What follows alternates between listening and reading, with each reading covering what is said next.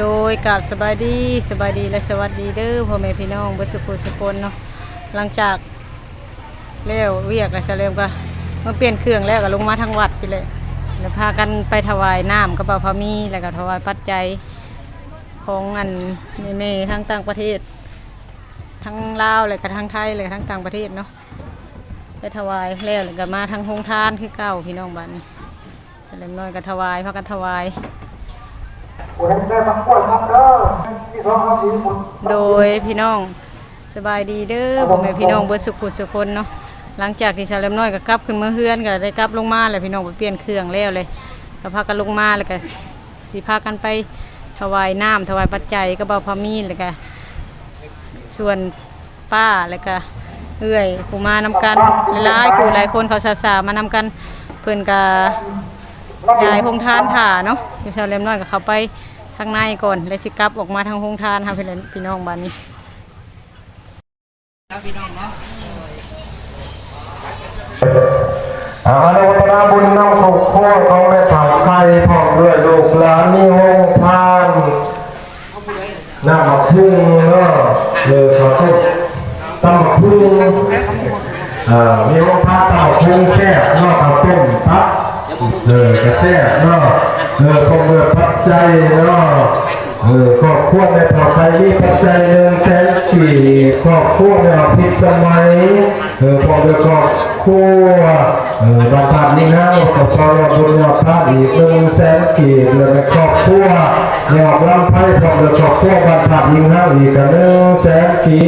บพระเจ้าทุกบุญขับบุญสู้เด้อขอพอไปตุกไทยทำเรือหลวงร้านมาตุกคนเนาะแต่ดูดีนี่แห้งดูดีนี่ทุกคนเจ็บบ่อยได้ข้อไข่บ่อยนี่เด้อเนี่ยโยมมันคนนิ้วสาธุ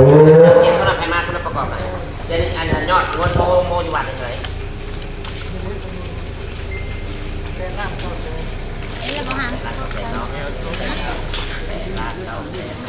ปากดีบอ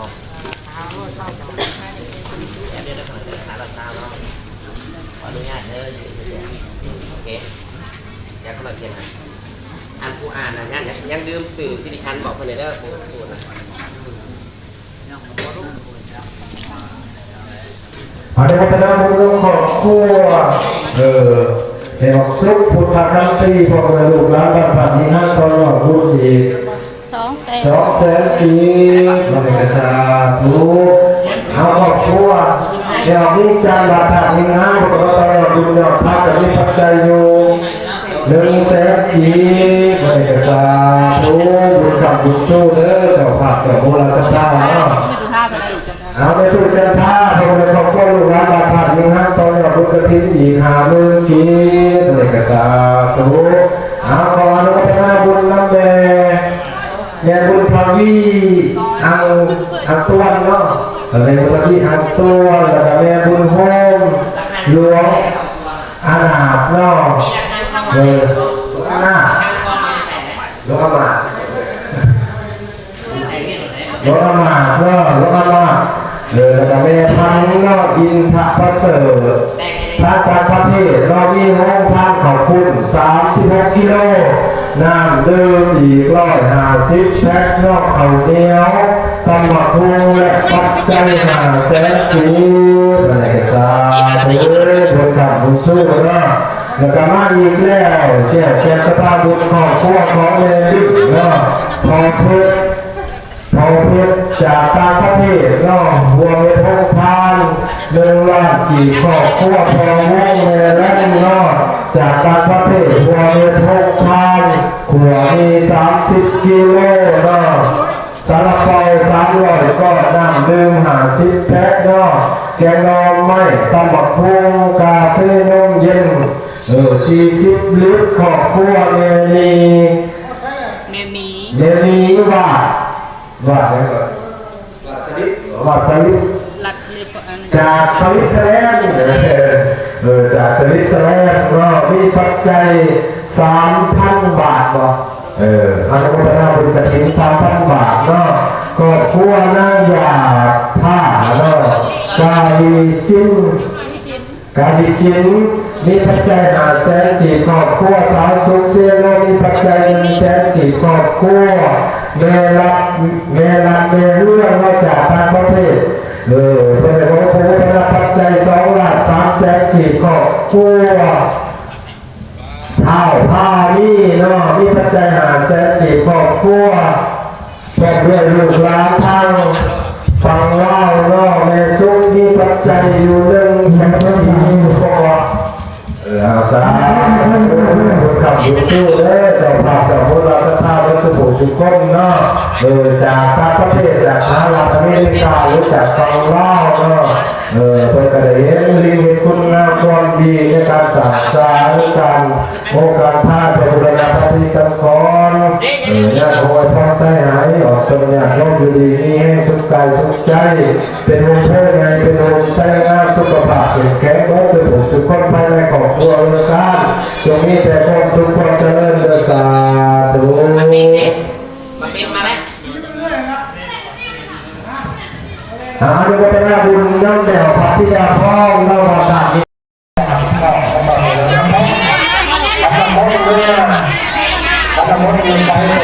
สบายดีเด้อ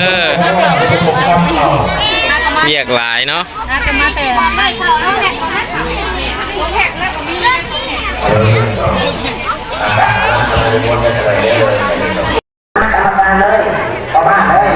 พี่น้องไอ้บาทนี่รุ่นข้าวกับเรียนคิวบาทนี้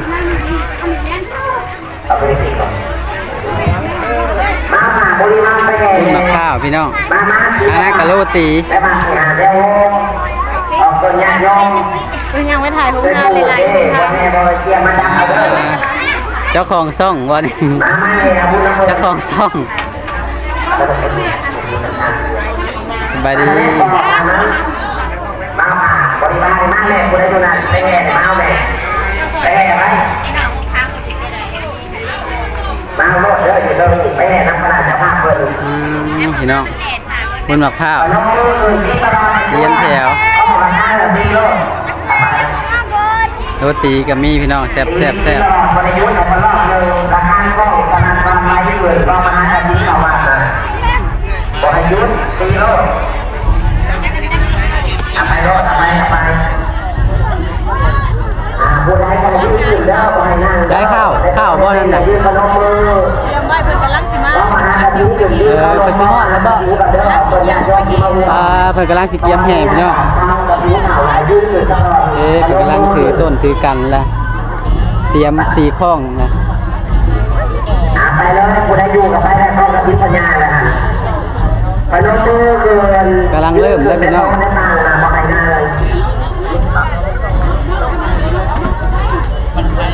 ที่ตลอดเด้อข้อละทางละปยุทธ์เอาเรื่องเนาะราคาที่บดีบ่ได้ไปแห่นะเห็นบ่ต่างขนาดราคาที่บดีค่าวิอ่ะอยู่นี่ไปสวรรค์เขตจุดประสงค์เพื่อนำมาสู่ปัจจัยที่สังกรตนาบุญนำยังบ่สำเร็จยังบ่ตนาเอาล่ะบุญนำกันพี่น้องเลยอันสำเร็จแต่กับพิธนาเบอร์นี่นะตีตรงมาของพวกรู้หมายเลยบุญมีธรรมจังของเบอร์ลูกหลานทุกคนแต่ทานตรงที่นางยินมาเป็นบุญหาของครอบครัวทานต่อสุขานหลวงมาบูญประการแก้วทางนี้กะเพิ่นก็เฮ็ดโรงทานคือกันพี่น้องแต่ว่าเต้นเต็มเพิ่นก็เลยย้ายอยู่ทางนอกตามมาหุ่ม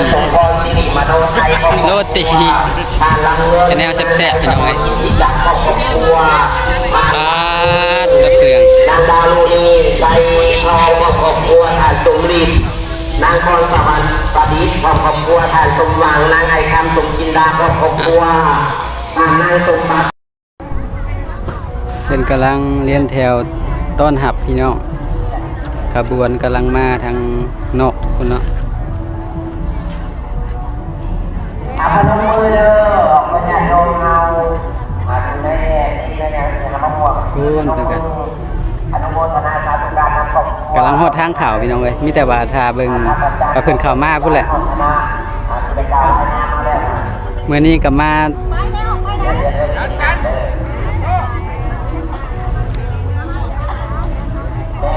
วันนี้ก็มาจับกล้องเปลี่ยนแหลมพี่น้องเลยเป็นคาวิอ่ะก็เลย เป็นหายถ่ายหายตอนนี้ขบวนพันการเฮขับมาฮอดแล้วพี่น้องเอ้ยว่าของค่าเนี่ย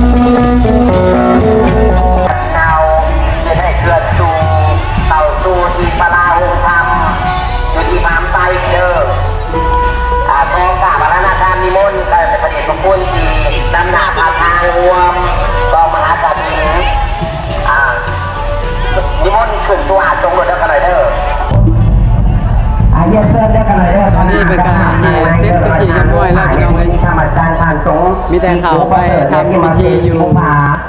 ในพระพุทธทานทุกท่านจะมีไส้เย็นทางในพิธีกรเด้อทานโพไส้ไก่กำพิทูลพร้อมเดือครอบครัวเย็นทางในเด้อเด้อทานข้าวไปที่นี่มาลงไทยเย็นทางเด้อพร้อมคณะทานลำเงินเนี่ยไทยสมรอิจักทานท่านเอกลำโพไส้โพทองเย็นทางเด้อสามนายเด้อทานสมเด็จปริศนางกรสวรรค์คณะเจ้าภาพสามนายเด้อทานนางสมบัติสุริโยครอบครัวมาเด้อและทางครอบครัวมีในสีแก้วบางโพเฮงมาก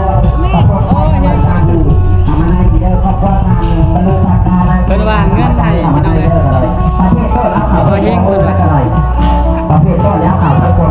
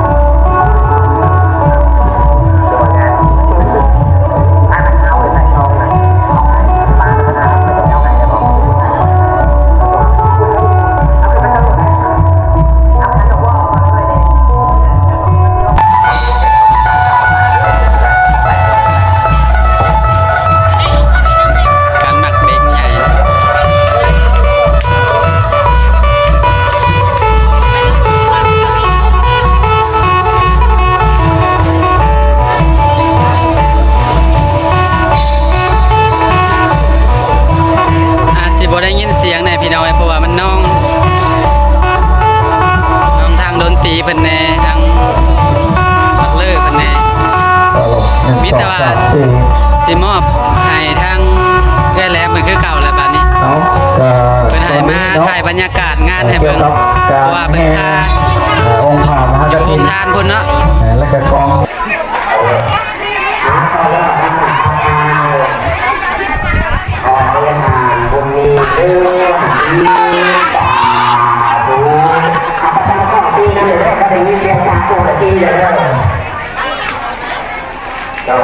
ถ้าถึงนี้ที่นั่นเขาแบบนี้เลยเด้ออันนี้ก็เป็นงานสีแม่เฒ่า ปุ้นครับปุ้น สุริโยเพื่อพระเจ้าอาญามาหาวิทยา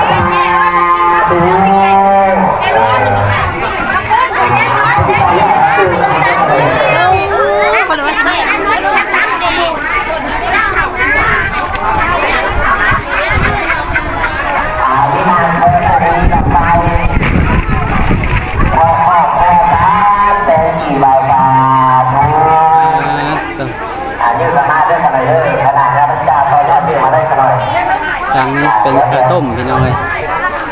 ครับมีคือการทางนี้กันเลย ทางสื่อเนาะอันนี้ก็โอ้ทางโซลินแม่คอนสวรรค์ประดิษฐ์อันนี้คณะจะพักต่อสตาร์ต่อจากมาเช็คบ้านที่ดาวดาวดูและทางสมบูรณ์สิริประโยชน์ปรึกษาตลาดปสไปสมรเขตล่างที่ดาวดาวดูแม่ ทางนี้ตำมะหุ่งพี่น้องแน่นอัด เอาแบบเดียวเลยเอาแบบเดียวเลยอ่านต่อครับไปออก100,000 กีบแบบต้ม100,000 กีบเอาตามแบบเดียวเลยแล้วนี่ก็ครัวหน้าอันชาแท้ล่ะ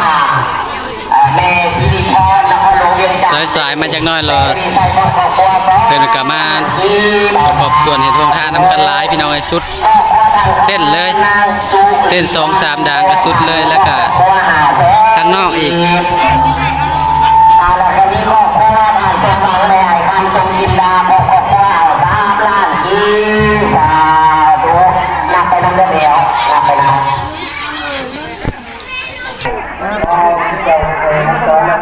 เป็นประธานชุดเรียน มาทางหลังเวทีพี่น้องเลยหลังโครงทานพี่น้อง บริษัทปนมมือขึ้นเดิน กำลังกินข้าวเที่ยงสมัครตัวนะหลังโครงทานตำมะหุ่งกำยำแซ่บไปต่อคิวบักโดนมาแซ่บได้เมืองพี่น้องบนกลุ่มบนเพิ่นไปเอาไปต่อคิว ต่อไปในนอนนาทีให้การ ชุด วิ ที่ ไล ได้เลยทางหุ่น ในนามศิลวัฒน์นำพาเจ้าภาพไปพา ตัวพี่น้องเลยแขกคนเพิ่นกันแล้วเรียกทางในเลยทางนี้แจกกระปุ้นกับใกล้สิเบิดเลยยังน้อยหนึ่งพี่น้องยังกระปุ้นกระปุ้นกับยังเท่านี้แล้วใกล้สิเบิดแล้วพี่น้องเลยตัวน้ำก็พอดีเบิดแล้วทุกไงหนึ่งตัวมีก็กำลังสิเบิดพอดีแล้วนี่ก็พอดีเบิดแล้วพี่น้องเลยแล้วเล็มน้อยก็ค่าแจกเครื่องอยู่กับในน้องชายไปถ่ายให้พอไอเทลกับเพิ่นก็ไปย่อผ้าเข่าซอยข้าเจ้าอยู่พูไม่เท่าวัดสบายดีเขาไม่เท่ามากกับมาจักเพิ่นบ่เห็นเพิ่นเลยมาเบิดพี่น้องเลยพร้อมหน้าพร้อมตาผู้คนเอาน้องเล่น้องบันทองมาเบิดทุกคนตัวทางนี้ก็เบิดเลยพี่น้องเลยเบิดเลยขายดีทางนี้ก็พอมีก็พอดีเบิดพอมีก็ยังเท่านี้พี่น้องเบิดแล้วฮะเบิดแล้วมาทางนี้ก็ลายคงทานอยู่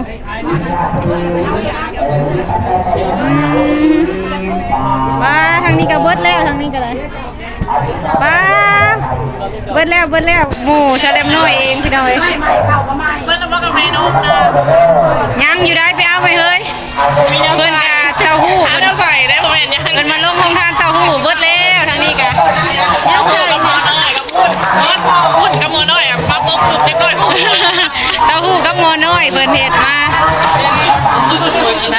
ตัวทางนั้นกับโรงทานตำมะหุ่งกะเล่มโรตีโดยพี่น้องหลังจากยายโรงทานแล้วเลยน้ำก็ได้เอาเข้ามาเค้นให้เพิ่นเบิดเลยบัดนี้พี่น้องหลังจากเอามาเถื่อทำอิฐนะ50 แพ็คเดี๋ยวบัดนี้มาเค้นนี่ก็78 แพ็คพี่น้องพอดีเบิดอาหารที่เอาลงมาเฮ็ดโรงทานก็พอดีเบิดทั่วถึงกันจบดีพี่น้องเอ้ยก็เลยพากันเมียนขี้เหงื่ออยู่ทางนั้นก็เลยแล้วเลยก็พากันคนน้ำเข้ามาบัดนี้พี่น้องตัวแล้วเลยพี่น้องพอดีเฮ้ยพอดีมาพ่อกันกับเมทัลมาเนาะคือกับมาเฮกระถินคือการสบายดีแหละฝนสบายดีคนหลายพี่น้องเลยค่ะก็เห็นกันนี่เลยเห็นกันแต่ตอนทำอิฐบุญบัดแล้วอะไรย่ามเฮแล้วคนหลายก็บ่เห็นคนหลายเห็นอะไรบาดนี้สิเมื่อละบ่มีรถเมื่อพอดีสิไปเอาล้อนะไม่ทำมาเมื่อพอดีล้อเพิ่นแปลงแล้วเลยเนาะแต่กี้น่ะมันเพพี่น้องแล้วเลยก็เลยสิไปเอาล้อเพิ่นแก้เครื่องเมื่อบัดนี้เช้านี้ยืมล้อบ่เท่าซักมาเราผัดเข้าในเมืองเลยพอดีสิไปเอาล้อน้ำลาน้องเลยไปเมื่อก่อนบัดนี้ไปเอาเครื่องก่อน